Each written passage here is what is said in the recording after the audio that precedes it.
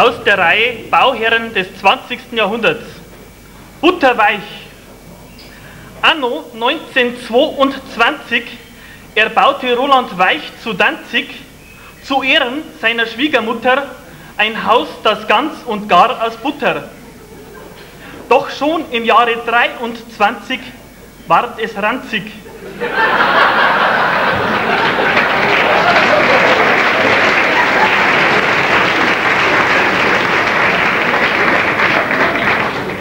Wir werden ja immer wieder gefragt, wie lernt man eigentlich das Dichten, ja, oder wie kann man das, oder wie übt man es? Die Wahrheit ist eigentlich, man braucht nur mit offenen Augen und Ohren durch die Welt gehen. Ne? Die Reime liegen sozusagen auf der Straße, aber es ist vielleicht besser, wenn man da ein Beispiel dafür gibt. Nehmen wir mal an, irgendjemand von einer liest irgendwo folgenden Text. Es trafen drund am Auermühlbach Enten auf ein Krokodil. In etwas unterkühlter Atmosphäre sprach man ganz ohne Pathos vom Leben auf dem Auermühlbach im Vergleich zu dem am Nil. Die Enten kannten so ein Krokodil nur aus Gummi oder Schokolade. Man sprach, am Auermühle, da essen wir die Krokodile. Das Krokodil drauf undezenterweise, es sei jedoch die Ente vom Ursprung bis hinauf zum Nildelta einmal fürs Krokodil. Die Enten ließen sich nicht beeindrucken und verspeisten je den gleichen Anteil Krokodil. Man war schließlich am Auermühl.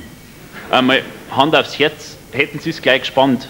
Also wir haben es eben gespannt und ich gebe auch zu, wenn man es mal gemerkt hat, ist das Dichten einfach. Wir haben eine Überschrift drüber geschrieben und waren fertig.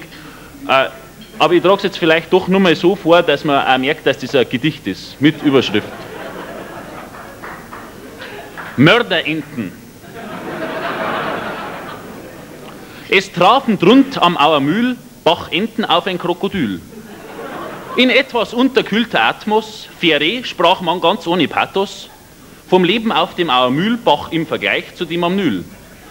Die Enten kannten so ein Krokodil nur aus Gummi oder Schoko. Lade, man sprach am Auermühle, da essen wir die Krokodile.